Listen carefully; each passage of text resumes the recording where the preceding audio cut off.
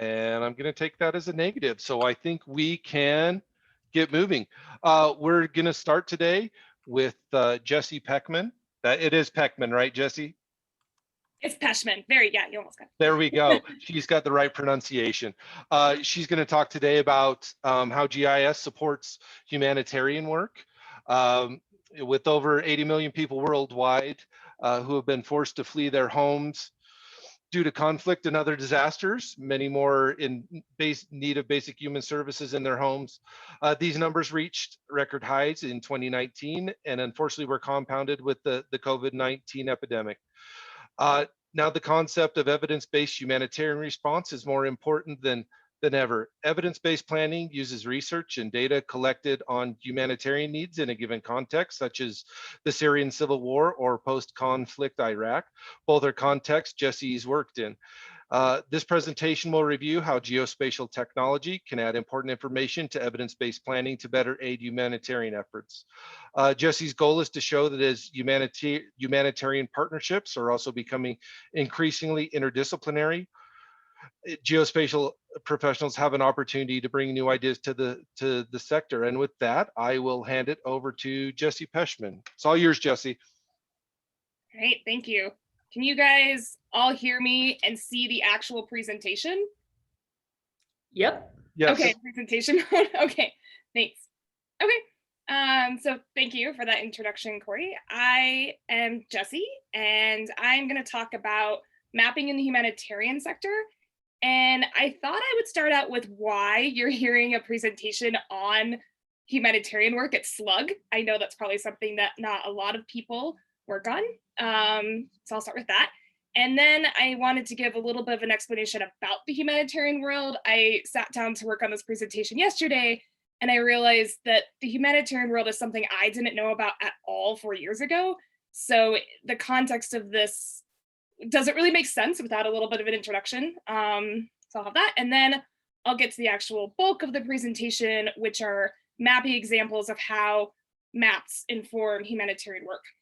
Full disclosure, the second part or the third part of this presentation, I actually designed internally for my old, I used to work for an NGO that I'll get to in a little bit. And hold on, I'm just gonna shut my window because there's the joys of presenting at home. I used to present this internally for actually non-GIS people with the idea to give them a better understanding of what GIS can do. I think we've kind of run into this a lot, probably. I bet every single person in this room or this Zoom has felt like a GIS opportunity was missed because someone was making a decision that didn't understand all the really cool things GIS could do. But I still think it'll be really interesting for this audience because it is a really good overview of what maps we do. So hopefully it's not too basic, I guess is my point. So I spent the last 3.5 to kind of 4 years working for a company called Impact Initiatives. And I will get to a little bit more of what they do later. I thought it would make more sense to say what humanitarians do first. But the important thing to know right now is I worked in this field. And the reason I'm presenting at SLUG, I know a lot of you know me, but if you have seen my name, because I used to work for AGRC for 8 years. So, and I left there in 2017. So you might have bumped into me then, and I'm back in Utah for a lot of reasons. The biggest one is COVID, as I'm sure a lot of people's plans have changed. And I've been kind of following SLUG and UGIC just through emails, and I thought it would be a really interesting presentation to bring to this group, just so people here who do GIS can take their lunch break and kind of see what maps are being done in humanitarian work. I was in the Middle East the entire time. I worked on the Syrian context for 2.5 years and then the Iraq context for a year. So, and I split my time across Jordan, Syria, and Iraq. So if you have any questions, I should say you can put them in the chat, and Christina is gonna, if there's one that needs to be asked right away, she'll stop me, and that's totally fine. I think there's gonna be a lot of new information in this. Otherwise, hopefully there's time for questions at the end, and they can also be about anything, GIS or not GIS. So, okay, so I'm gonna try and give a very quick explanation of the humanitarian sector. I thought this would only be 2 slides, but then I realized the humanitarian sector is incredibly complex. It's a multi-billion-dollar industry with many, many countries involved and lots of politics involved. So this is a little bit long, so hopefully you can bear with me. I'll start with, there's something called OCHA at the UN, and every year they do a massive survey in pretty much any country where there's people where basic human needs are not met. So, if you think about the hierarchy of needs, that's food, that's clean water, that's shelter. And then it kind of expands from there to resources like, the money you need for that, education, things like that. But those are kind of the basic, so it's a good way to think about it that way. Unfortunately, in 2021, a record number of people, 235.4 million people, were identified as being in need. And that's a 40% increase from the year before. So that's the predicted for 2021. And a lot of that is with COVID. A lot of countries have a pretty fragile system. I think a lot of us have felt the impact of COVID here in the US, but worldwide, things like supply lines, borders being closed, jobs being put on hold. When you're living in such a fragile system, so not just paycheck to paycheck, but you also are waiting for the next supply of wheat to come in through a really contentious border, and it doesn't come in, be it the border's closing because of COVID, or you just don't get the funding because countries that usually fund you are using that for COVID, things fall apart very quickly. So that's a really big jump. It's kind of alarming.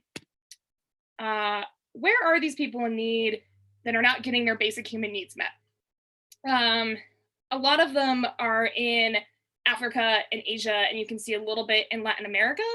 This kind of changes based on the political climate, but I think for the last 10 years, there's been, especially with the conflicts in Central Africa and the rise of terrorism in the Middle East and conflicts there, places you can see, if you guys can see my mouse, but Afghanistan, Syria, Yemen, Sudan, and the Democratic Republic of the Congo, those are kind of the biggest ones that there's just an enormous amount of people. And I know this is a little bit of a complicated map, but I think they actually did an incredible job distilling all this information into a map, so I put it in. So the circle size is how many people are in need, and then the percentage is the people in need that have an aid organization that's planning to help them. So you can see that places like Syria and Afghanistan, Yemen, they're doing fairly well, but DRC, 50% of the people have no plans to help them. And that can be for a lot of reasons, being it funding or access constraints, things like that. Sometimes it's just not safe to get there, and that's why they're in need. The other thing that they do in this study is they predict the funding that is needed, and this is a pretty sad figure. It looks like for 2021, funding is they have not pledged enough, which I think happens every year, but I think it's been really compounded with COVID, because it's a lot of things have to do with politics, and besides not being able to spend money abroad, it's just not in the political climate to be, sending money abroad to help these these other countries when a lot of people are hurting here. So it's kind of complicated. This is kind of, I always like to kind of show information in a couple different ways to understand, but these are the top countries that humanitarians work in. I also wanted to clarify refugees. A lot of people think of the word refugees when they think of the humanitarian sector. Refugees are actually a very small proportion of the people that humanitarians help. Refugees are only people who have, one, been displaced from their homes, so they had to leave. Most people do not walk away from their homes unless they absolutely have to. They don't want to leave their social network. They don't want to leave. That's for survival, because they need to know where they are. It's a last resort. And then the second part of refugee is they have to leave their country borders of origin. So if there was a crisis in Utah and I walked to Nevada, I wouldn't be a refugee. So it's a very small subset. And then if you do leave your home and you stay within your own country, you're called what humanitarians call IDPs, which is a very large number, internally displaced persons. The reason that is so large is as I'm sure a lot of people have seen in the news a lot, it's pretty hard to cross a border. It's unsafe. A lot of borders where these crises pop up are very closed. It's dangerous. But once you get there and you actually, refugee is a status that is regulated by the UN. So you can actually file for refugee status. It's hard to do though. But once you get that, then you do have a lot more rights. So a lot of the IDPs are the people who I think they struggle a lot. I mean, people struggle before they become refugees and they're also struggling, but IDPs are kind of stuck in their own countries. For example, in Syria, people who left the fighting, they're all kind of stuck on the border with Turkey, and that border is closed a lot. So they're just stuck. There's like 2 million people there. So about 30% of people, so if you think of my last slide where I was talking about people in need, those are just people worldwide who don't have their basic human needs met: food, water, shelter. 30% of those roughly are displaced people. So I hope that makes sense. It's very important to funding streams and programs in the humanitarian sector, so I didn't want to leave that out. So now that I've established that there's a big problem, there's a lot of people who need really basic things, who's giving this funding? And not surprisingly, it is mostly the Western world and Japan.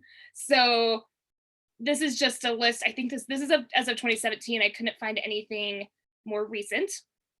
And this is just dollars. So this is just, I mean, the US is number one, but that is because we also are a massive country with a lot of money and a lot of people. As you can imagine, so this is it's a little complicated of a graphic, but that's kind of where the money goes. Very basic. This is, I think, the top donor to each country. So I think it cuts out a lot of things, but it's kind of another visual to the money flow for humanitarian aid. And if you're wondering if this does create a weird dynamic, it does. It is a weird concept to have, because Western countries, they're just culturally so different than a lot of these countries they're sending money to. And that is reflected in humanitarian organizations and structures, which will probably make sense in a couple slides. But that's kind of beyond the scope of this conversation. It's something I really like to talk about though. So if you ever catch me, you can ask me more questions about that. Since I think most people on this are American, I thought this graphic was really interesting if you're curious where the US shares their money to. So Afghanistan is the top one. I think it's worth noting that a lot of these decisions are very political.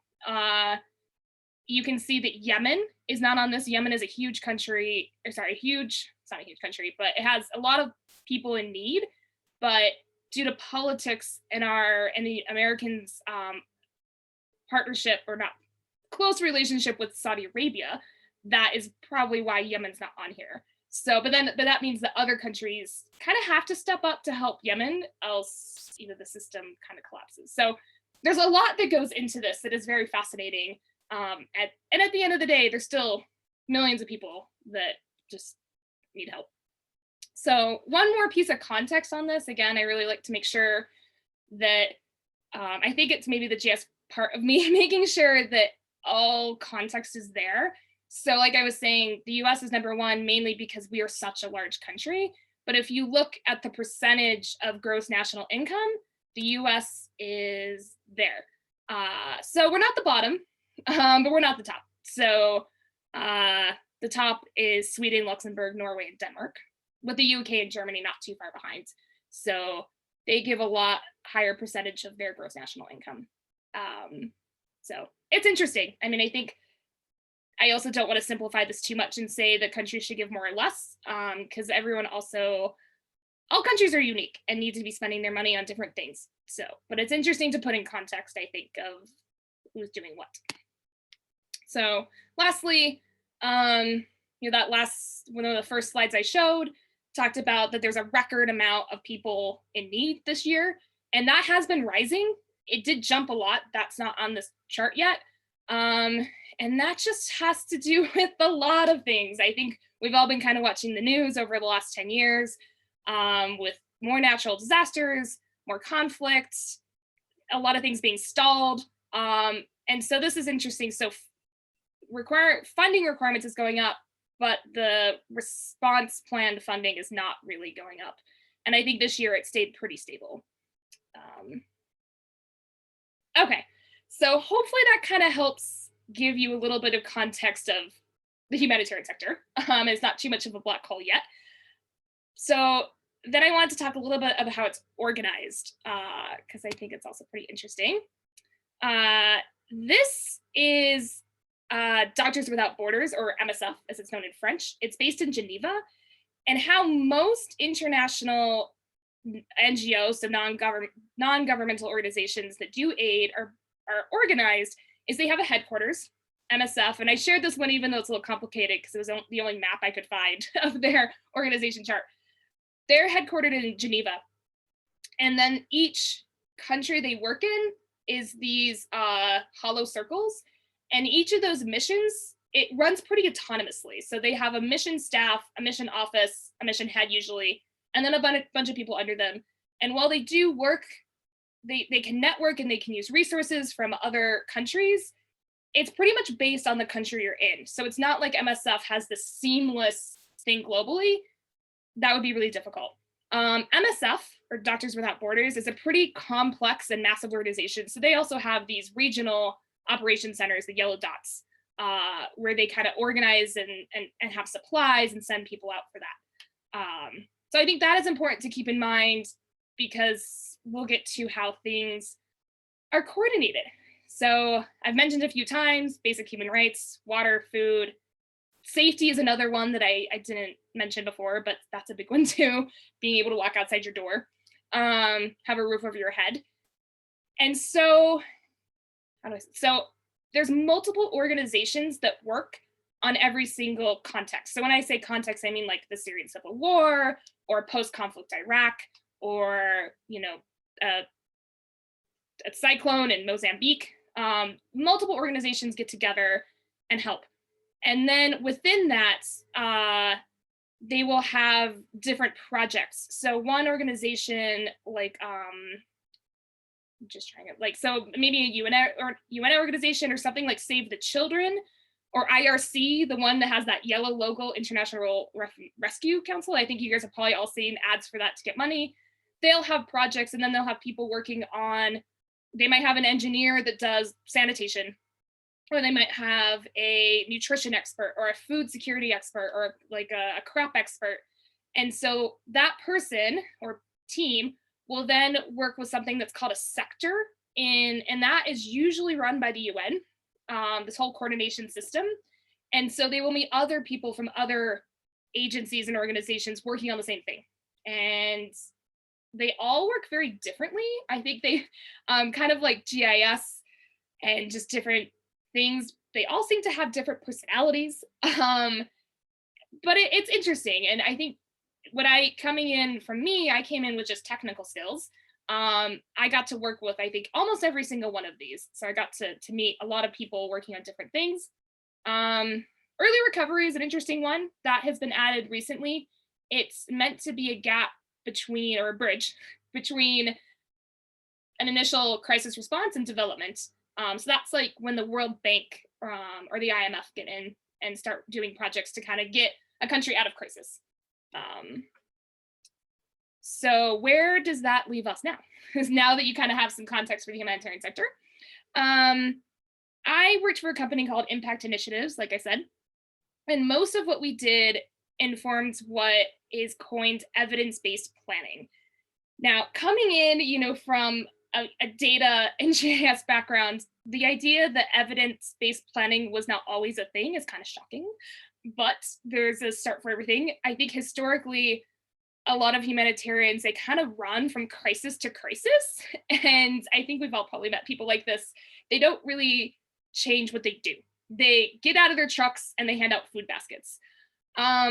Even though things like the internet and computers were invented throughout this, they kind of ignored it. I think like some people were doing it, but it wasn't coordinated. It wasn't a thing until my understanding is two major humanitarian events, one being the 2004 Indian Ocean tsunami, which, as I'm sure a lot of people know, was a massive humanitarian problem just across multiple countries, thousands of people missing, injured, in need.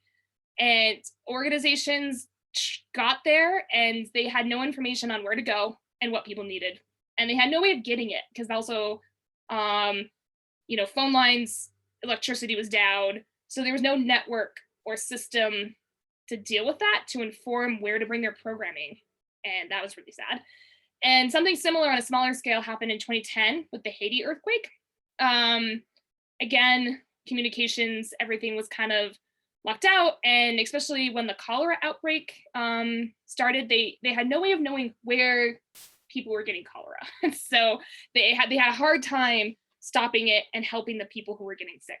So kind of out of all that, people started, big funders, which most of these are funded by governments. In US, it's USAID, started to dedicate money towards getting information first on what the problem is. So going to an area, taking that time to build the network and pretty much just ask what we call key informants on the ground. So key informants are community leaders, teachers, doctors, people who know kind of a bigger picture of what's going on, and asking them what people need.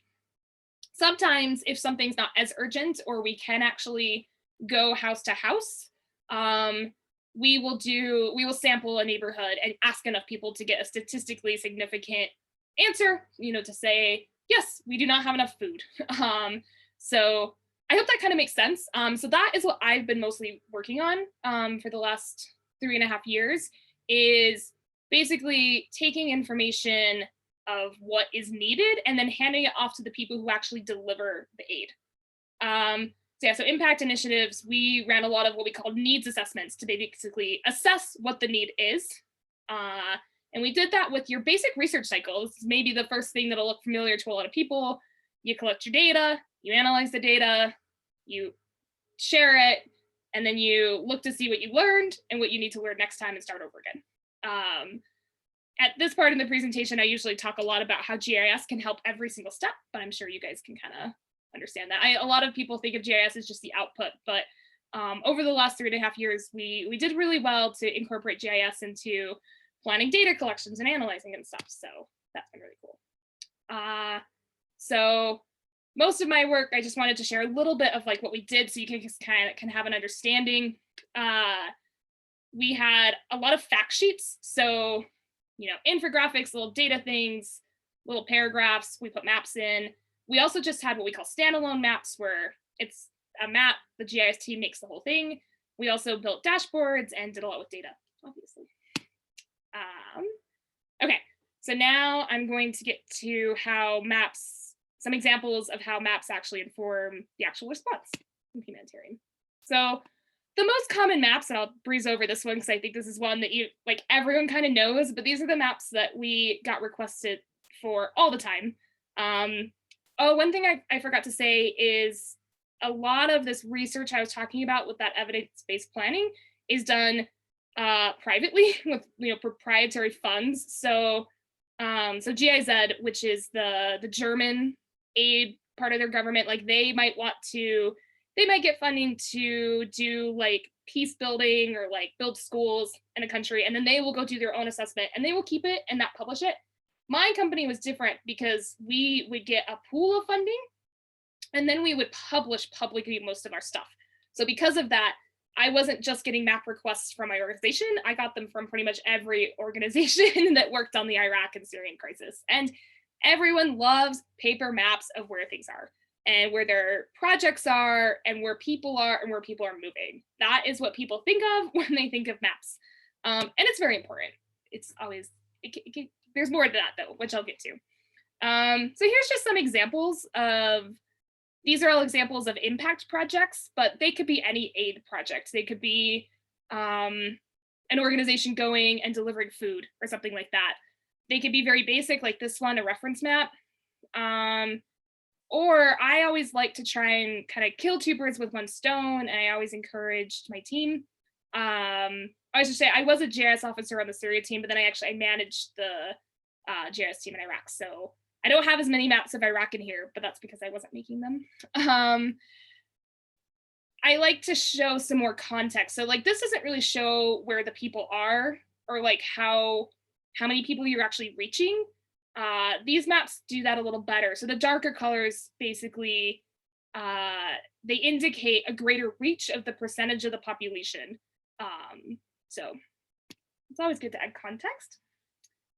These are your basic, and I think a lot of us have seen these maps. They're just, this is a town, I think in South Sudan, and this is a refugee camp in Bangladesh. The Rohingya, a lot of Rohingya have come over from Myanmar, so they actually are refugees, they left their country.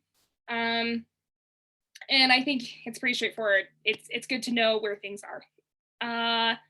Population and where the people are that you're helping is really important. I feel almost silly telling you guys this because I know you guys are a bunch of, where is important, but I can't tell you how many meetings I would sit in on and they would talk about the funding and the projects, and then I would say, do we know where we're going, or like where the need is most? And people would be like, no, actually we don't. I think a lot of people just don't think spatially. And then they realize like, oh wait, we really, really do need to know this, because I think, and I never came across it because I worked in an organization that made a lot of maps, but there were organizations that would get all this funding and they would set up these projects in the main cities and then no one would know where to go. So, which is just baffling, right? In this day and age, even in countries that are difficult to map. So this one over here, this is it Ukraine? Or is it? I think it is Ukraine. Basically, it's showing, it's Ukraine. Yeah, Russia's right here.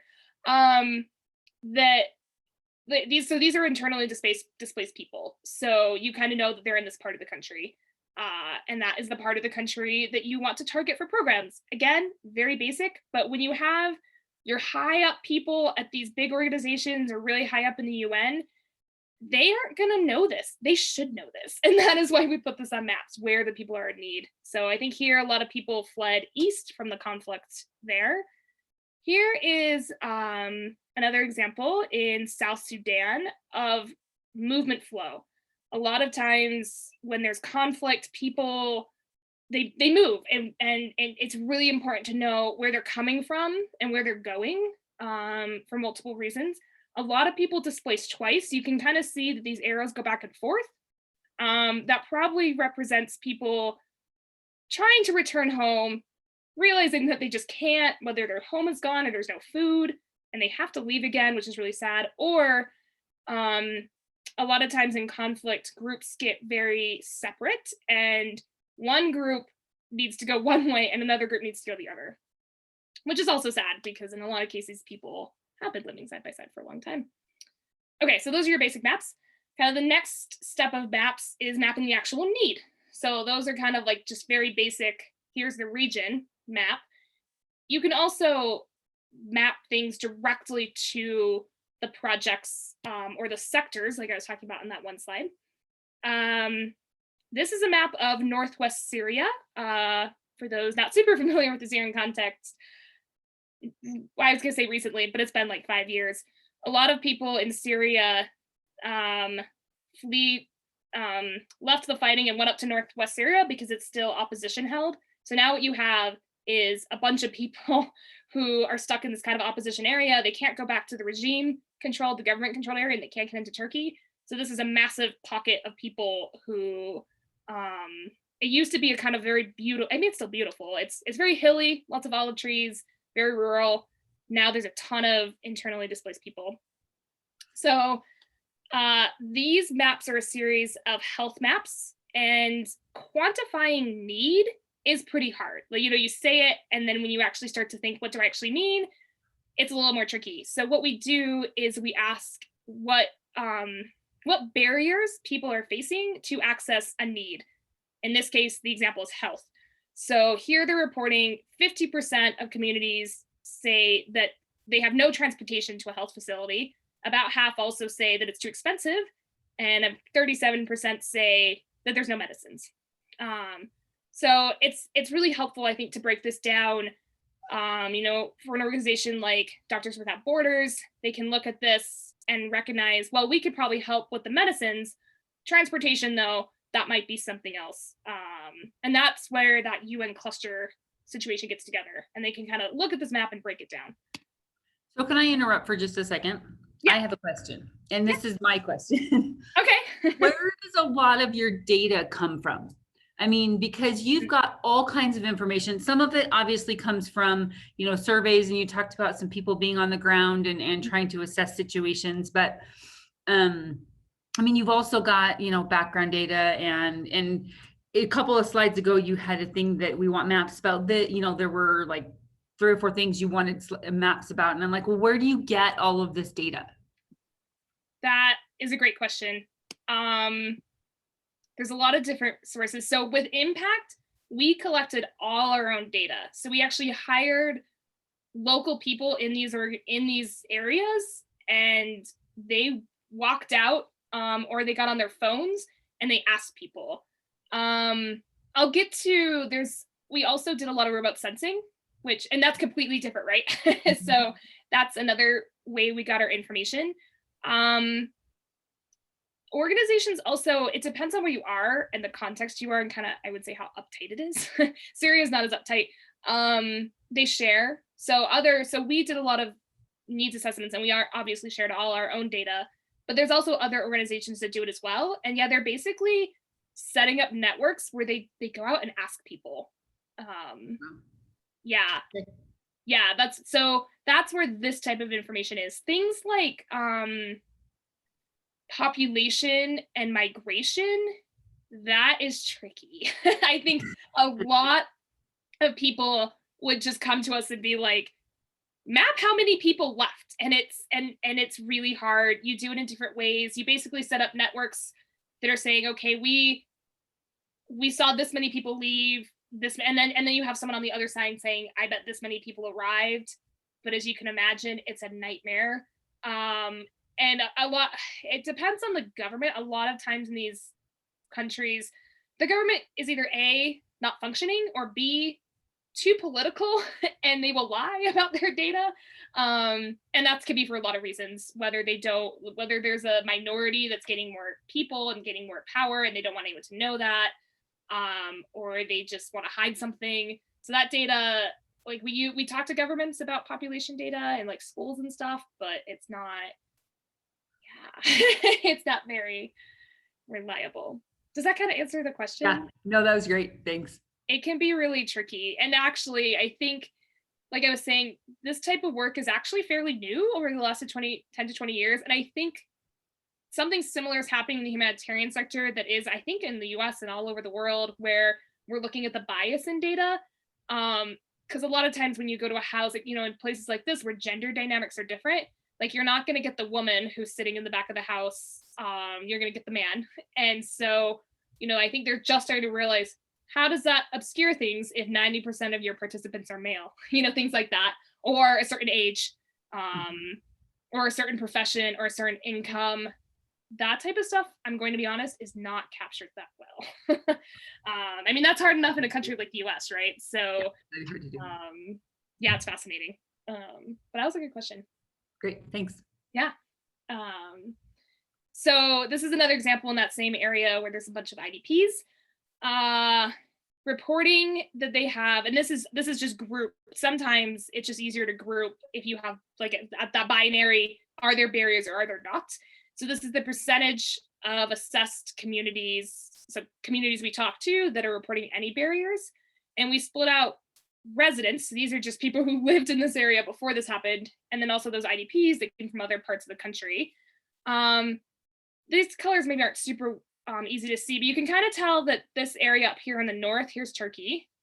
They're dark in both areas. And it's really important to sometimes break that down and show so we broke it up and it still has the same pattern, but that means that there's something in the region that is causing a barrier to food, as opposed to IDPs don't have a home, that's why they can't get food.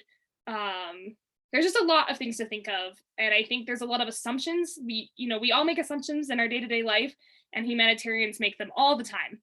And so I always looked at my role as a mapper to try and really add that extra context to get people thinking what the problem is with humanitarian aid, not necessarily why there's a conflict there. Here's an example of livelihood needs in Raqqa City. Raqqa was one of the major cities, if you guys remember ISIS, and I'm sure you do, ISIS pretty much took over the city. And then when the city was liberated in late 2017, it had a lot of rebuilding to do.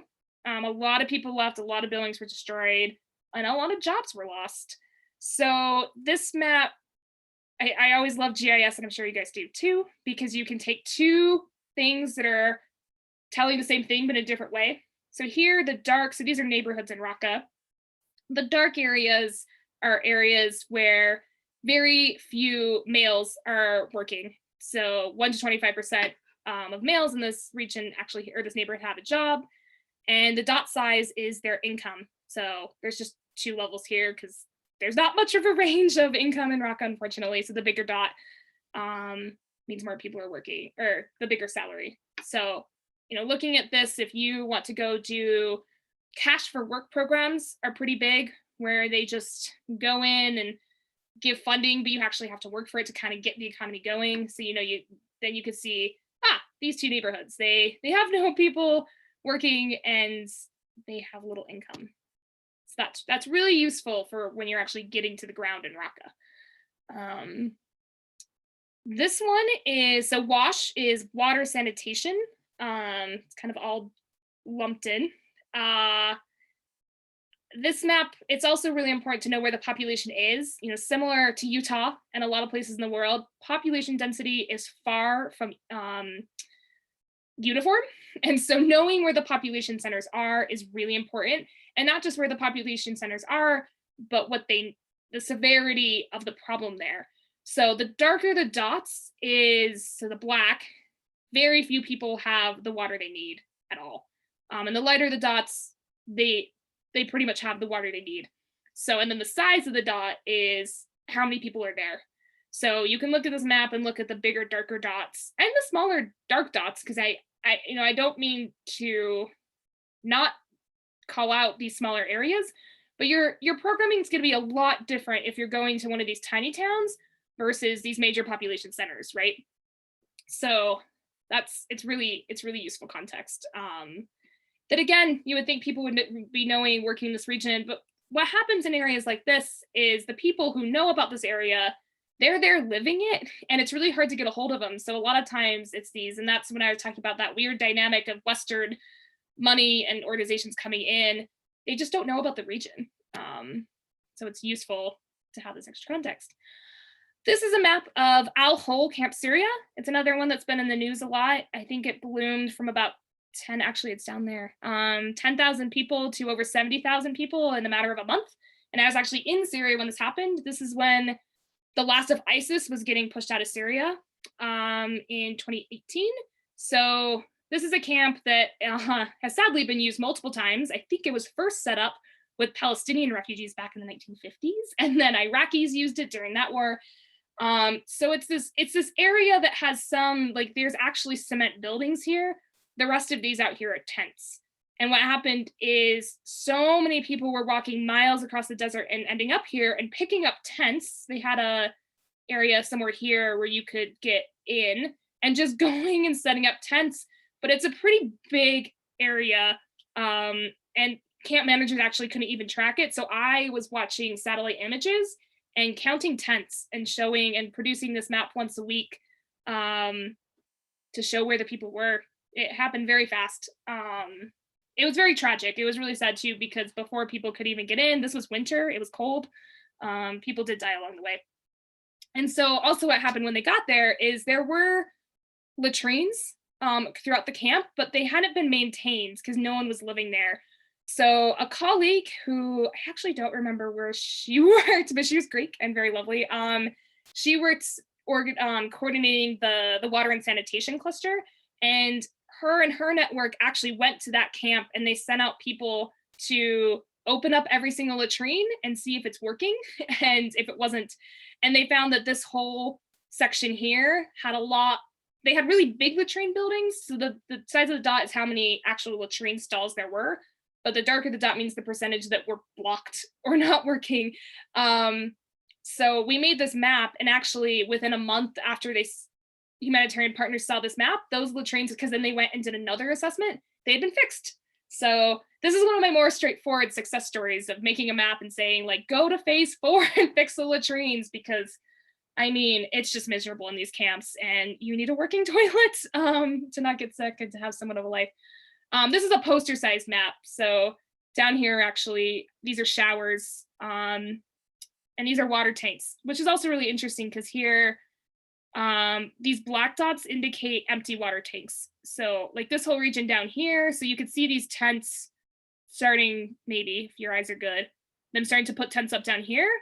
They had no water, which while it was winter and kind of cold, the sun is still very strong on the Syrian plateau. So that is another example of a very kind of micro. A lot of our stuff we did was pretty big, but a lot of it was just directly operational like this in this camp. Okay, so my next section is mapping for additional context. This is one of my favorite things to map, and I think it's one that a lot of people in the humanitarian sector kind of forget about. I think I keep bringing up how much I like context, and I think that's because I think so many times when I'm reading humanitarian reports or going to presentations, extra context for a problem would be so great. So for example, if you are trying to get food to an area, like, so you see a map that says, so this is Manbij, which is an area in the northern part of Syria, a little bit away from where a lot of the internally displaced are, but it's really rural, economically depressed.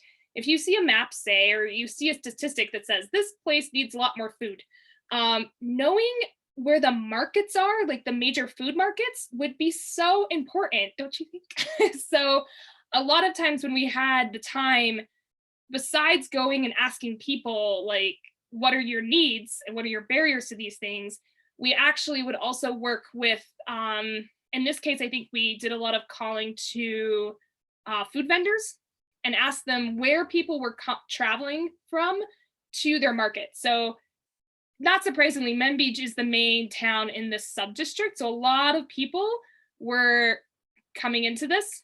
It's interesting looking back at this map. This is just some political context.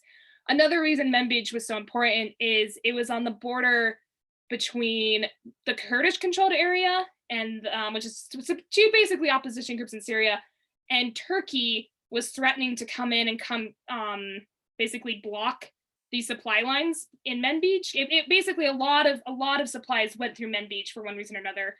Turkey was saying they were going to come in and block it, so we wanted to understand it better. I think about 9 months after I made this map, Turkey did come in and block this, as I'm sure you guys remember the Turkish bombardment in northern Syria. But it's really important to know that while this is the major market, you know, this town here also has a pretty major market that people go to, and there's also markets here that people from other towns seem to know about, right? So like if you have different people traveling in, that's really important to know about, because then you could go to these towns and work with them to distribute food. Really critical stuff. Oh, this map, I should have maybe had this map first, because this one actually shows better the supply line of wheat. So you can see it's going through Manbij. It's just, it's kind of like an inland port town, right? So wheat was, and this is to northeast Syria. So a little background, that this is kind of an autonomous region. It always kind of has been. They've stayed away from the main Syrian civil war fighting, but ISIS came in and then ISIS left. So it kind of has a separate context than the rest of Syria. But it's important to know where the wheat's coming from. And, you know, say if this supply line's cut off, you can then work with local supply lines in Qamishli. So again, when you're looking at food distribution, just this extra context, I think on maps of the structure and the local networks there, so important on maps. I think it really grounds you. Heading south, for an example in South Sudan, this is another supply lines. I think, you know, when you think of humanitarian work, it is a lot of delivering of food, water, medicines, stuff like that. So understanding the existing supply lines is very important. And I really like this one, even though it's a little complicated. So the red lines are land routes, the blue are water, and the black are flying. Helicopters are still used in a lot of South Sudan because they just don't have the roads everywhere. So I think knowing, you know, if you are funding a delivery to this town, and if you don't account for the fact that you have to work with a pilot, you're going to be screwed and you're not going to be able to get food there. So understanding this is really critical too. And there's nothing that tells the story better than a map, right? So this is kind of similar to supplies, but it has to do with cost. Recognizing the cost of something is also really important. So people are reporting barriers, like if people are saying one of my barriers to accessing clean water is cost, and you look at it and like say people in this, so the darker the areas, the more expensive the water is, and they're here, right? You're going to say, oh, it's not a matter of the cost of the water, it's a matter of that they have no money. But if they're here and they're saying the water is too expensive, the problem is the water is too expensive, right? So again, and this is another way as well of looking at needs, but a little indirectly.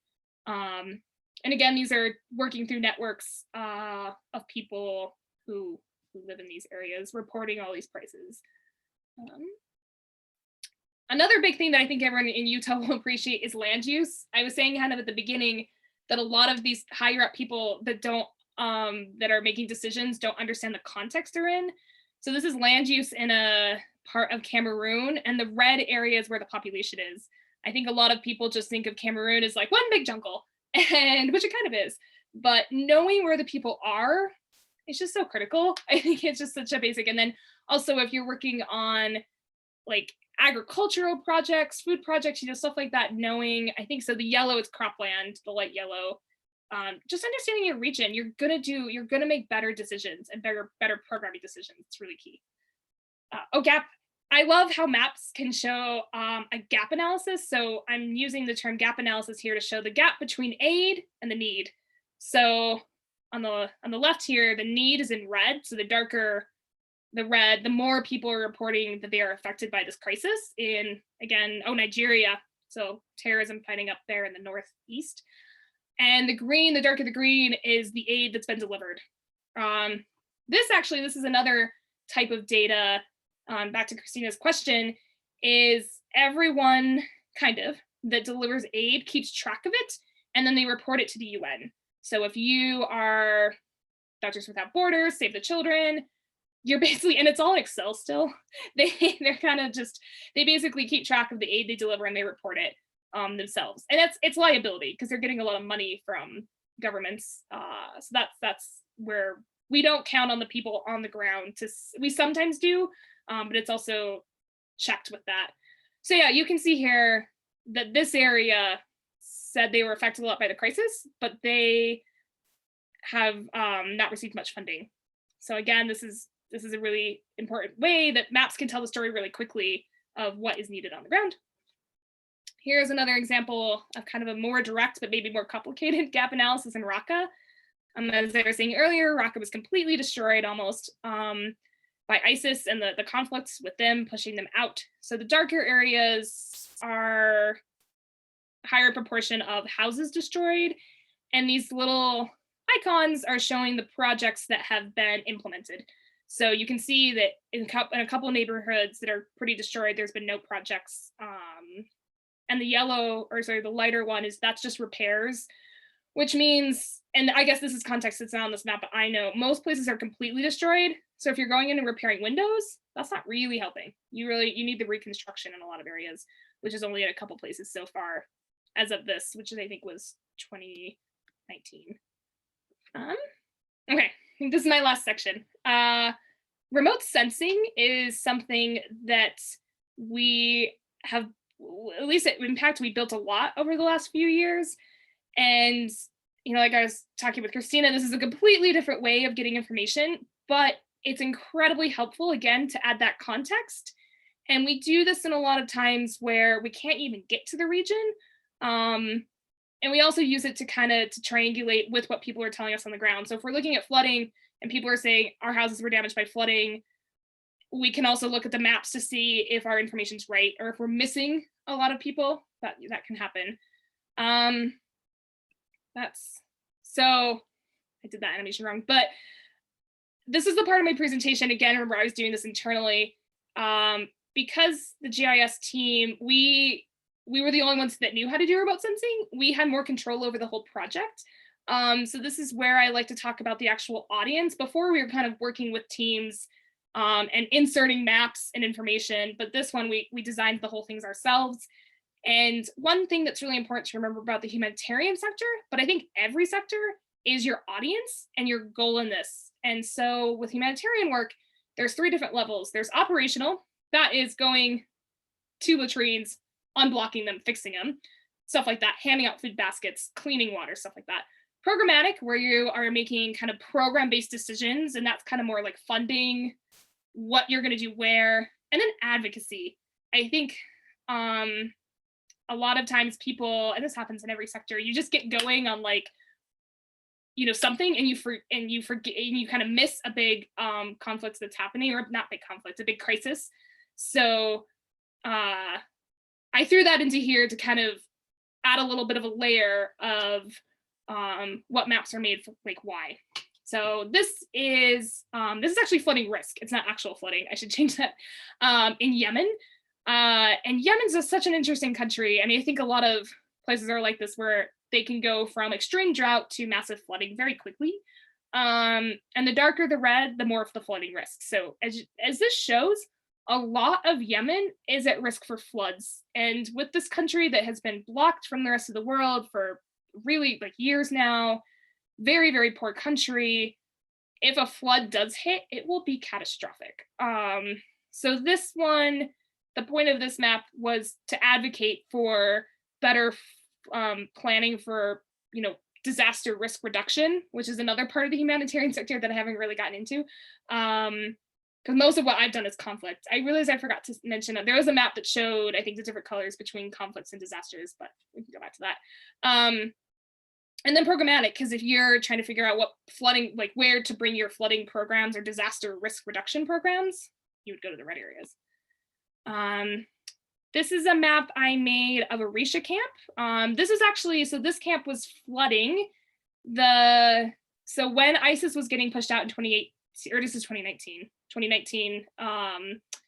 So end of 2018, 2019, it was the wettest year in a really long time. And there was a camp that was built right on the edge of this reservoir right here. And as you can see here, so it's 2018 to 2019, sorry. The camp was fine. And then you can kind of see the water encroaching and the whole thing got flooded. And what people did is they just kind of picked up their tents and moved over here. And I actually got the opportunity to walk around this camp and talk to the people. And they were a little bit like, yeah, well, it was a lot easier to pick up our tent and move it over here than it was to flare our homes. So they weren't as fazed by the flooding, but it was a big problem. Like a lot of supplies were lost. And it was happening when so much other stuff was happening, especially with Al Hol, because this was a lot smaller camp. Al Hol, like I said, had 70,000 people. So we made this map pretty much just to advocate, to say, look, Arisha is also a camp in need. Even though it's smaller, it has been massively flooded, as you can see here. Sounds a good map. Here's another flooding example, pretty different. This is in when the cyclone hit in Mozambique. My colleague just did a quick analysis, taking shelter footprints from an earlier aerial image and then just overlaying them with a flooding layer, and basically counted that by neighborhood. And this was incredibly useful. He did this within a few days of the cyclone being hit. So then they could go out and they could, go from that program level to operational level and go to those neighborhoods and get them help right away. So that was an incredibly useful map without having to go to talk to people. Jumping back to Syria, this is a remote sensing analysis I did on damage in Hajin. Hajin was the last urban stronghold of ISIS in, I guess it was 2019.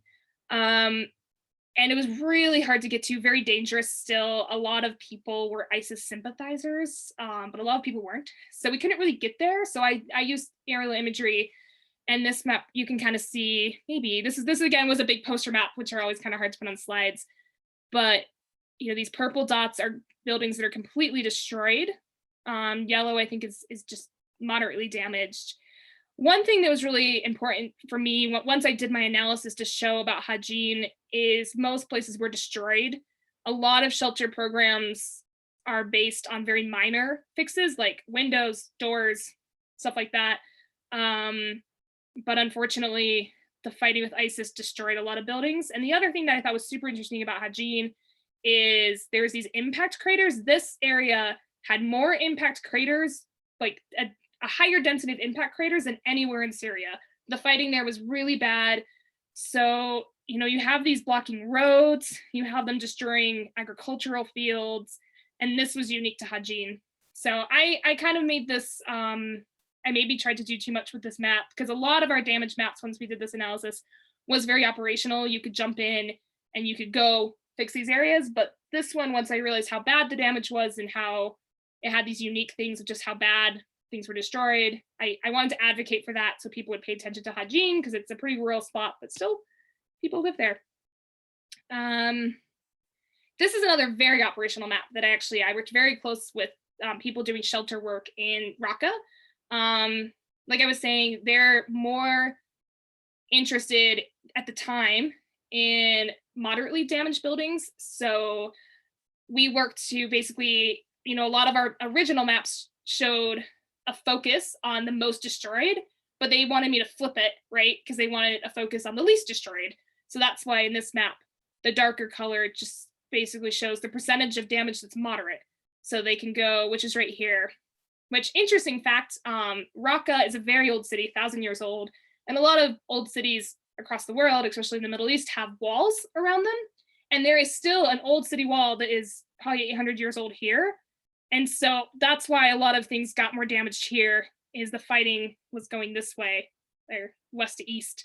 So that's just a random fact that this ancient wall that was built for defense still worked in 2016, 2017. I don't even know. I know I'm getting close to my time, but this is a map on crop fires in northeast Syria. After that really big wet year, had a huge early heat wave, and there was massive fires everywhere, massive brush fires. And a lot of people were saying that it was ISIS burning crops. But the area is so massive and so rural that no one really wanted to give any funding or do anything until we could show that it was actually impacting crops, because a lot of it, like, there's a lot of oil fields here, there's a lot of just barren land. And so I used actually NASA's, I don't know, people here probably use the same thing, the hotspots data. And I just calculated where the hotspots were. I overlaid that with land use, and lo and behold, 77% of all the hotspots were in cropland areas, which then this statistic was just ran with across like all the UN organizations to get funding to say, yes, indeed, these fires are impacting croplands. And I also made this little chart to show that, yes, the fire year is as bad as it seems. I think a lot of times people get skeptical, but it was a really bad fire year. The year. Just a little bit of a takeaway. I know that was a lot of information, a lot about the humanitarian sector, but I was kind of finishing this up this morning thinking about what the takeaways are for GIS people. And I mean, these are kind of straightforward, but I think they're things that we can always remember. That maps really are important to inform and supplement other communications that are going out, whether that's internal to staff, to the public, other organizations we're working with. And I think, you know, I always like to say I'm a map dreamer, and that our imaginations is our only limit. And just, I think there's endless opportunities for maps to support our organizations. And a lot of that is knowing your goal and audience. I also skipped over, I think I forgot to say, I used to give a lot of presentations on the technical aspects of all this. So maybe I'll do that at a later date. But yeah, hopefully this was interesting. Just kind of an really quick overview, I mean, not so quick, of humanitarian work. But does anyone have any questions? I know it's almost been an hour. So we came up with, there are about 4 here. I do know that we have another presentation, but maybe we can hit them just real quick. Okay. So the first one was, is it possible to get access? Sorry, my chat's jumping around because other things are being added. Is it possible to get access to the data and work done by Impact? And how does an organization coordinate GIS efforts? Yes, so HGX, if you just Google HGX, has a lot of humanitarian data that's been published. And then there's also and I'll put it in the chat when I'm done talking. We had a resource center, which it mostly has outputs. We've been trying to get better at publishing the data. But if you are doing like a project in one of these areas, you can always just email Impact. I think the email's on their website. So I'll link both of those things. Cool. And the second part of that question is, how do organizations coordinate GIS? That is a good question.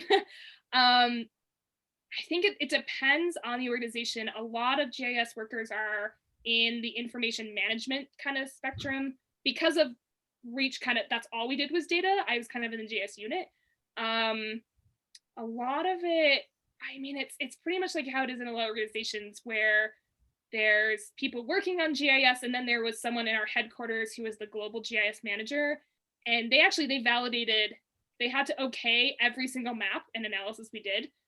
So when I was a manager, I checked what people were doing, and then we sent it to Geneva, and then they checked it.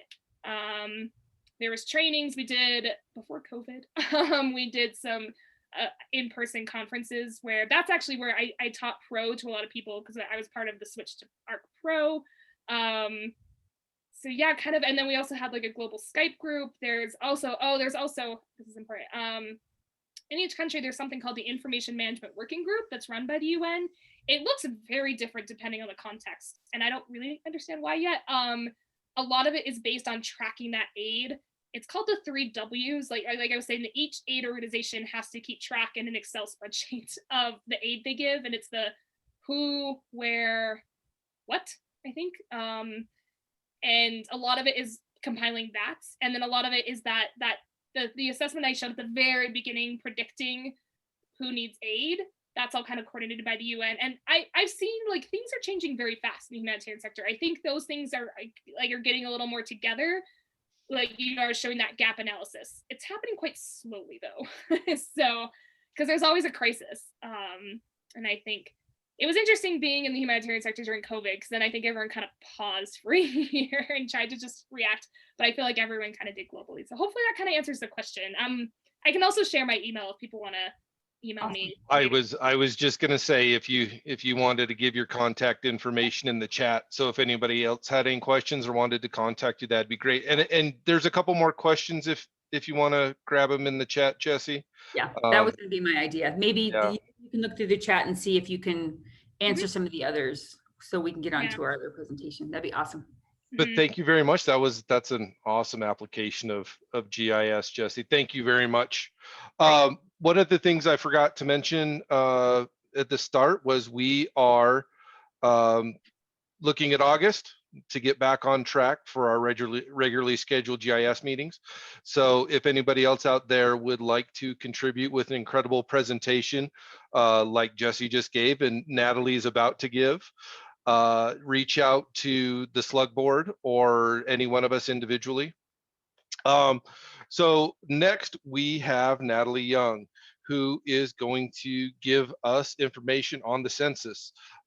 Natalie is with the Kim C. Gardner Policy Institute at the University of Utah. She's going to discuss why census geographies change and the overview of Utah's boundary changes since the last census, including new cities, towns, and census tracts. We're going to learn which census geographic layers are currently available and how to access them via the Census Bureau and UGRC. She'll also share the release schedule for the upcoming Census 2020 demographic data.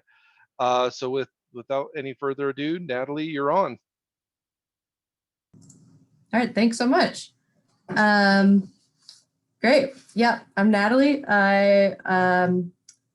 As you said, coming from the University of Utah's Kim C. Gardner Policy Institute.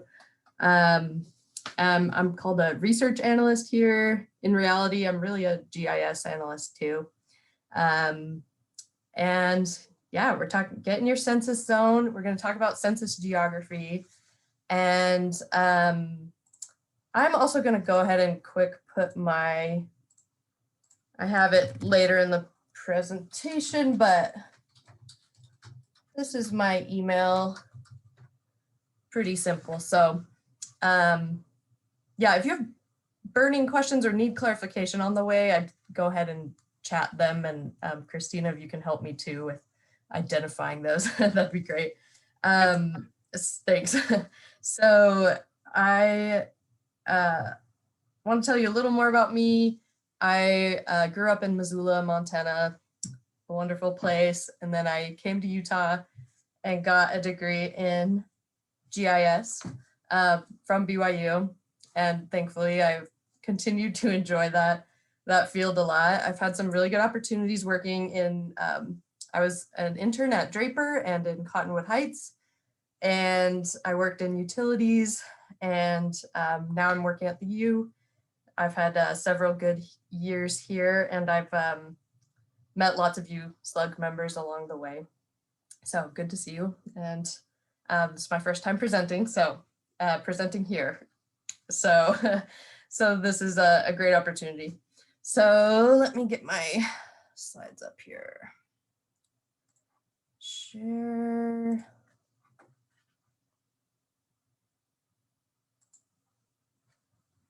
This one should be good.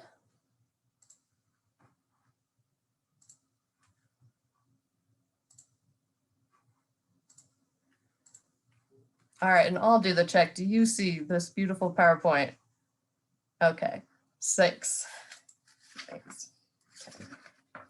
Okay, so and a little more about the Gardner Policy Institute. So we have an economic group, demographic group, public policy, and survey research group. So, you know,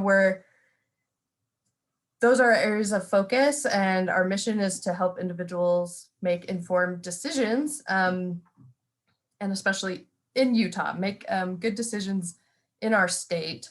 And our demographers, I'm actually part of the demographic team. So we make sense of Utah's unique demographics, interpret how they affect public policy. We make population estimates and projections for the state of Utah. And we're also home to the Utah State Data Center program. Well, it's the State Data Center program, and we are Utah's State Data Center. That's a Census Bureau program.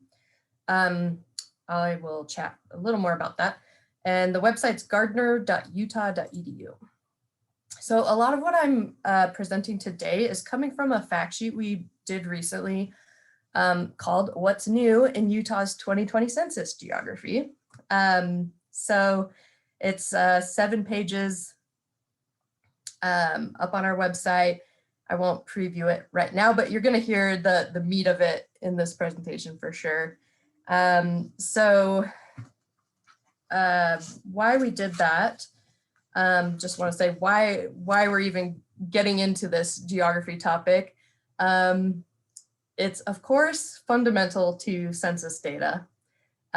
So as with the State Data Center here, part of the mission of the State Data Center is to help people in our state use, access, and understand the Census Bureau's data, which of course they have a vast variety of data of all kinds, and it's not just every 10 years for the census, but the Census Bureau has ongoing survey data and tons of information.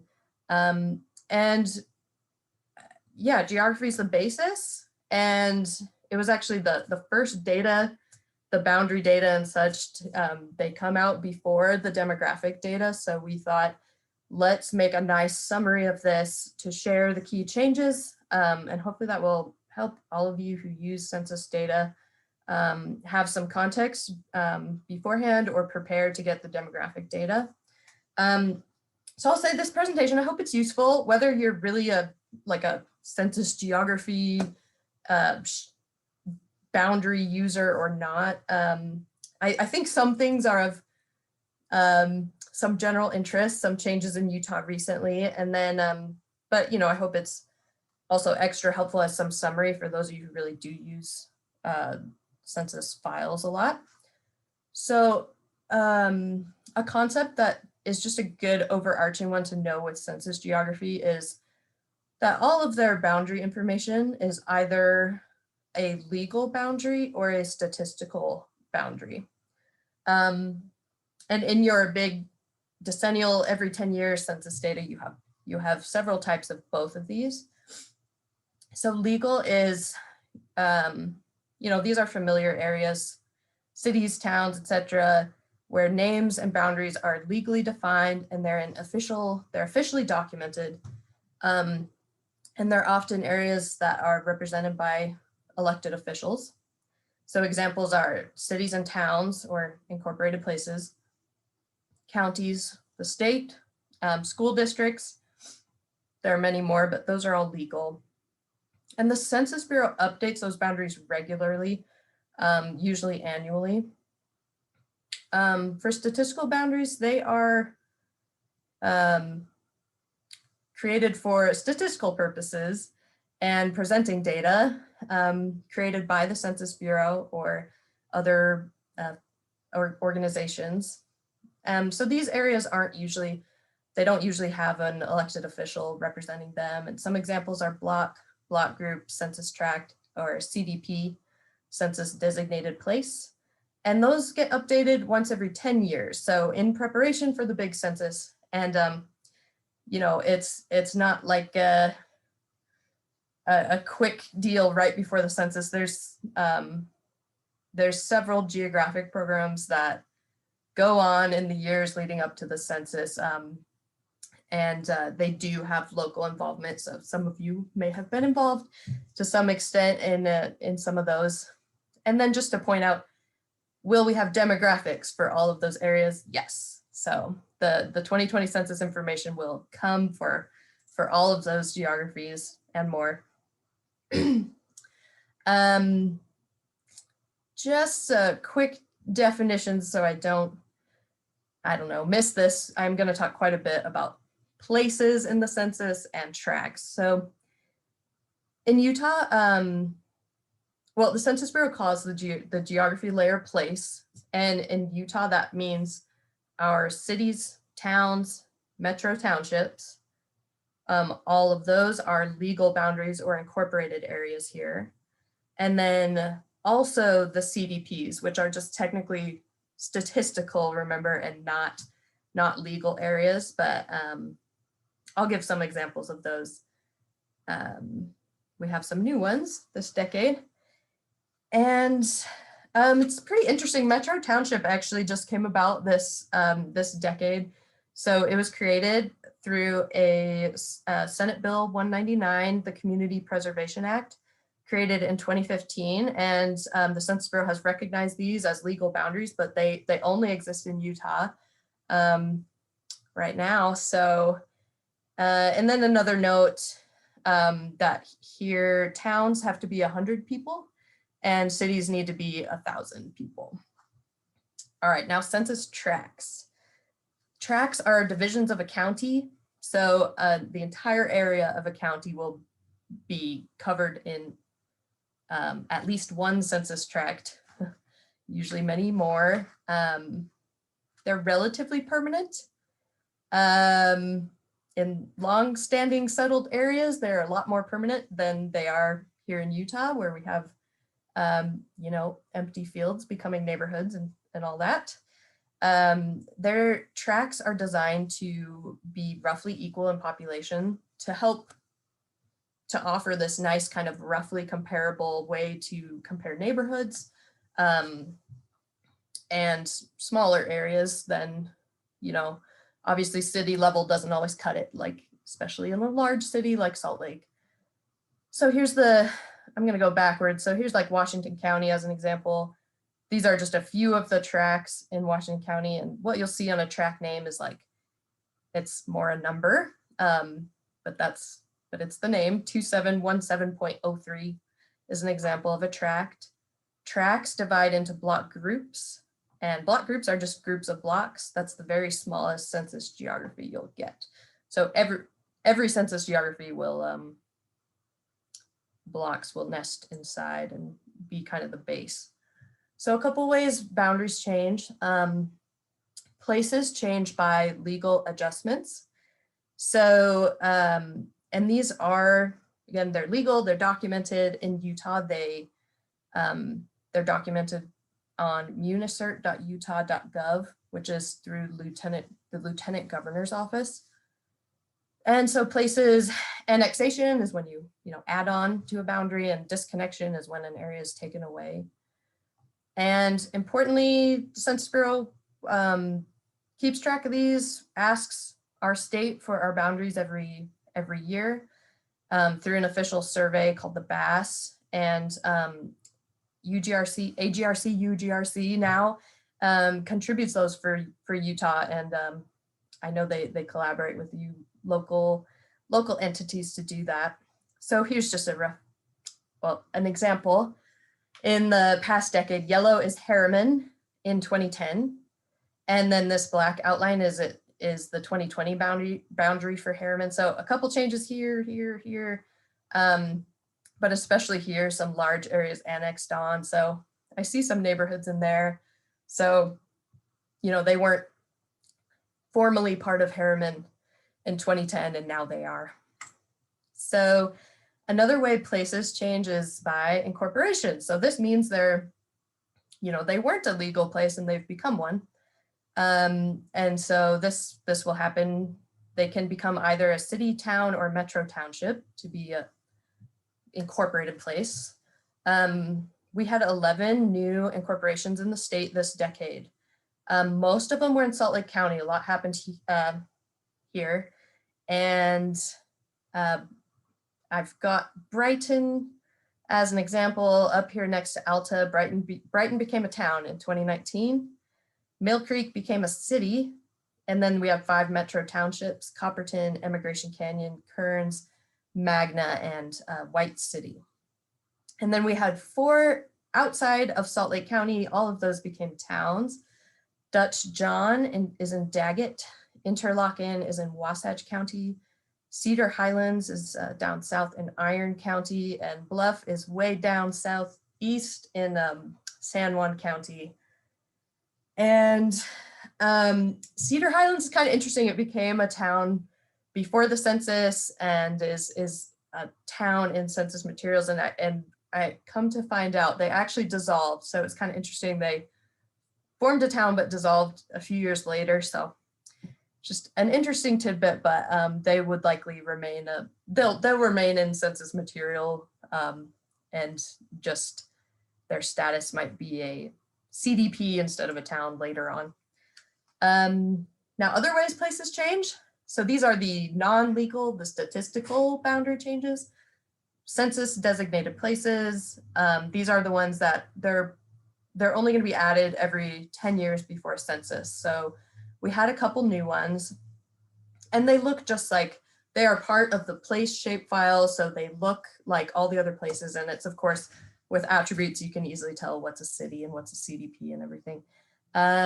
So East Basin, Summit County, Hobble Creek, and Sundance are in Utah County. La Pointe in Uintah County, and Modena in Iron County. So, and if I had time, I kind of wanted to research like all of these places, but I chose one I didn't know much about. It's kind of a ghost railroad town. So this is Modena. There's a city in Italy called Modena. I'm sure this is pronounced differently depending who you ask, but I went with that pronunciation. So here's the railroad right through town. So very small town. So just kind of interesting to know. Love to know some more background on some of these, but I don't think you're getting a very large population there, but I'm really interested to see what comes with the demographic information. So check what time I'm at. Okay, here. So here's those places on the map. Salt Lake County, I just did a little box pop out here, but yeah, that's kind of the spread of where those new places are. There are 333 places, a very nice number. I don't want it to ever change, but it will. And a couple things I didn't mention, this Tokerville in Washington County just went from a town to a city. So it's not new, but it had a change in status. And we also had a place retired. Sunnyside City is no longer on the list, but that area, it's like right next to an East Carbon city. And it looks like East Carbon is now covering just the entire area. So it's not like a town disappeared, but just a change in name and boundary involved there. And then Ophir in Tooele County is also another kind of ghost mining town. It was a town and it dissolved during this decade and is not incorporated anymore and is still a CDP. So CDPs, you still get census data, population counts, useful information. So they're very useful They're just not legal entities. So population as far as census tracts. So tracts, I said, they try to keep roughly equal population. 4,000 is kind of the optimum goal tract population, but they can be 1,200 to 8,000. We saw some come out of 2020 census with much higher populations in Utah. So it's nice that we've carved some of those, split some of those tracts up. And this is a quick example. So 2010, this is in Riverton. The tract is called 1146. And in 2020, it's just nicely split into two along 126 South. And you'll see the name change 1146.01. So they kind of call to the parent tract, but they add a suffix. So 01 and 02. So that tract just split into two. It can, of course, it could split into more than two tracts. And then it doesn't have to be, it doesn't always match the old tract boundaries and just split nicely.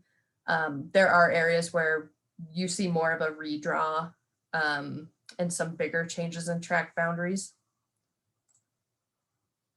And quick note, again, because tracts have to cover the whole county, their spatial size is going to vary a lot, you know, with density. So Salt Lake County, these are the purple tract boundaries. So those are pretty small. Those are more neighborhood sized tracts, whereas in more rural counties, you'll get, you know, San Juan has 4 large tracts in it. So very large area for those lower population density places. I have all kinds, again, I said I'm with the demographics group. I have all kinds of population data for you if you need anything, but this was to give a quick background on which places grew the most. So we do not have the city and town level counts from 2020 yet. They're on the way. But we do have 2019 estimates from the Census Bureau. And these were the leading cities in the decade so far: Harriman, South Jordan, Lehigh, St. George, Eagle Mountain, Saratoga Springs, Salt Lake City, West Jordan, Vineyard, and Layton. And that is by sheer numbers added. So to me, it's pretty fascinating that like Vineyard was, you know, almost to the level of people added to Salt Lake City. I'm really excited to see Vineyard's population counts. And these top 3, they were all like high in national rankings as far as the speed of population growth. As you can see, Harriman's just over 50,000 people, and they added like 30,000 during this decade. So Harriman was the fastest in this set of 2019 estimates, the fastest city over 50,000 people, had the fastest growth in the nation. And South Jordan was 12th and Lehigh 15th. My leg is falling asleep. It's weird. Okay. So our fact sheet, really cool fact sheet, has this map in it, which goes through census tracts added by place. So you will see not all counties, these white ones didn't have new census tracts, but the gray ones do. So yeah, now keep in mind, tracts do not perfectly align with places, not at all. So please don't expect that, but we went through and, you know, made the best determination of generally what place do these new tracts fall to, and put this together. So the top new tracts, we saw lots of new ones in St. George, Provo, and then several parts of Salt Lake County, West Jordan, West Valley, South Jordan, Harriman. Lehigh was also high, and Tooele saw several new tracts as well. So we went from 588 in the state to 716. So that's a number I have to memorize as kind of our small area geo person on the team. I have to make sure I memorize the 716. Okay. And I have a story map with swipe, where you can swipe and see the specific changes in various areas. And I'm gonna see if I can, now I am not done, but I'm gonna try to share a few links with you just before, since we're getting close. Let me see. I'm gonna stop just for a sec and see if I can grab the links I want. Okay, so I'm just gonna drop a bunch of links for you in the chat, hopefully. Oh, come on.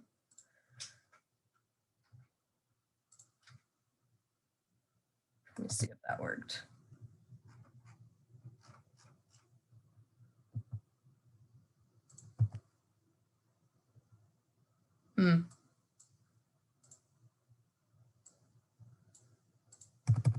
Okay, it doesn't like me doing that for some reason.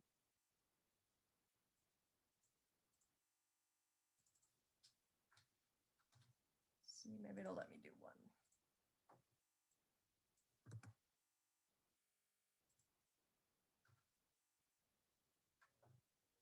Oh, okay.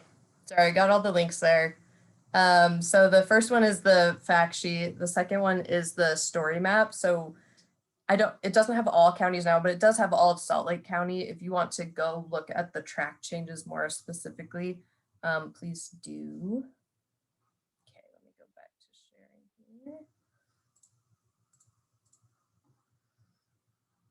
here. Oops.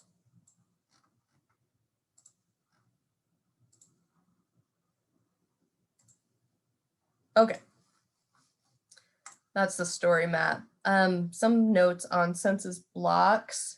There were technical adjustments. So the number of census blocks is far lower than in 2010. And that's basically from a big cleanup and the Census Bureau just removing a lot of no population, unnecessary blocks.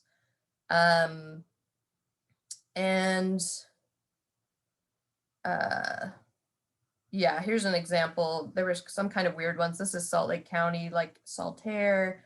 And these, I think, were just strange little pools. There were block boundaries there. Don't really need those. So they were cleaned up, I think, across the nation. So there's actually, it doesn't mean there's not new blocks in those growing places, but overall we lost census blocks or reduced the number with that cleanup. So I've got probably like 5 more minutes. I understand if you have to go to meetings or whatever, but hang on if you can. I'll do it as fast as I can. Just a couple of things on accessing the census data. These are I have mostly talked about places and tracks, but there's more available. Census geography, there's several other geographies, your American Indian areas, all the political districts, voting districts, congressional districts, the state House and Senate districts, school districts. There are lots of things lots of boundaries you can get through the Census Bureau. This sheet is on that, this table is on the fact sheet with some details on those. And there are also things available at just the county level. There's a lot of information, actually. There's like landmark things you can get from census data, hydrography, roads. There's a lot potentially available to check out in those shapefiles. And you can get them on, if you remember census shapefile in Google, that you'll be able to find them, or Tiger, that's what the Census Bureau calls their shapefiles. And so here's like the main shapefile page. Select your year here, and they give you a web interface or FTP file directory option for downloading. This is what that web interface looks like. And yeah, pretty easy to use. I think you will all be able to figure that out. A couple tips on file names: just know that there is some meaning behind them when you download. The the first year is the release year, but you know, in the census years, sometimes they'll release like 2010 tracks and 2020 tracks side by side, so you can look at both. And so pay attention to this year too. That's the data reference year. And then these are, they'll have geographic codes that indicate the state level or the county 5-digit FIPS code level. And now we also, thank you so much, UGRC helped share this census data through our amazing state portal. So you can access the core, the most common census geographies for 2020. They're now available now. So you can get them on UGRC as well. And here's your download options. So you've got several formats and you've got their APIs available. Okay. Now, when did the demographic data come? So right now, the actual population and housing. So I've been talking all about boundaries, like we don't have the population and the housing, good, juicy demographic data. We just have state level population counts from 2020. So you may have heard about those, and Utah won the fastest growing state for the decade. That was an exciting announcement. And we have a really nice apportionment fact sheet as well that I'm pretty sure I put in the links. So the next stuff is the good, nice, detailed detailed geographies. So we actually get down to the block and all those small areas. That's coming in August and September through redistricting data. So those data are intended for, you know, through public law 94/171, they're for redistricting state legislative boundaries. And so they involve some key subjects: race, ethnicity, age, either 18 and over or under 18, group quarters, and then some very basic housing, just total housing units, and whether they're occupied or vacant. So that is the next data set coming again this summer. And there are more data to follow later. We haven't heard any release dates on the later data, but just know there's far more topics. Everything you can get from the census will come, but this is a preliminary release. That's me, and this is Mallory, who also, she's the State Data Center Coordinator, so she's just a good one to know with census questions. And we have a census page on our website as well that kind of groups our things together. Okay, so I don't know if we have much question time, but I will check the chat and see if I can email some of you back. And please check out that story map. It is pretty cool, just easy to see the track changes for neighborhoods a little more closely. Thank you. Yeah, thanks, Natalie. Corey had to go to another appointment, but yeah, I appreciate all the information on the census, and that was good information. I'm excited to see when the data comes out in September, as I imagine most everybody is, since we all work with this data all the time, this demographic data. But yeah, I appreciate everyone sticking around and for all the questions in the chat box. It's been really active, and that's really exciting. We'll try to send out a recap of everything that happened, and I'll try to capture a lot of these questions and answers as well, because it's a lot of good information in here. I'm pretty excited to try to go through it all and categorize it and things like that. But as Corey said, we're sort of trying to plan for our next SLUG meeting to be in August. We're still uncertain on the format, likely virtual, but we'll see how things are going at that time of the year, and how places are and venues and things like that. But as always, if you have questions or ideas or suggestions, just reach out to the SLUG board. We have you can go to our website, go find our email, our generic email, or our phone numbers and stuff like that. But we're always looking for new presentations and new ideas. And I'm not sure what happens to this chat window after the Zoom meeting closes, if it kind of disappears, but I'll try to save the transcript. But Christina could probably tell me what happens to it. You know, your guess is as good as, oh wait, there's a saved chat. Yeah. I can save the chat. Okay. We'll yeah, I saw that. right till the meeting. Maybe like it makes a little text file, which is great. But yeah, we'll hopefully see you all next time. And thanks for coming. And thanks, Natalie and Jessie, for the awesome presentations. It's been really active chat windows. It's pretty cool. Thanks. Thank you. Thank you, everybody. It was good to see everyone. Thank you both. See y'all.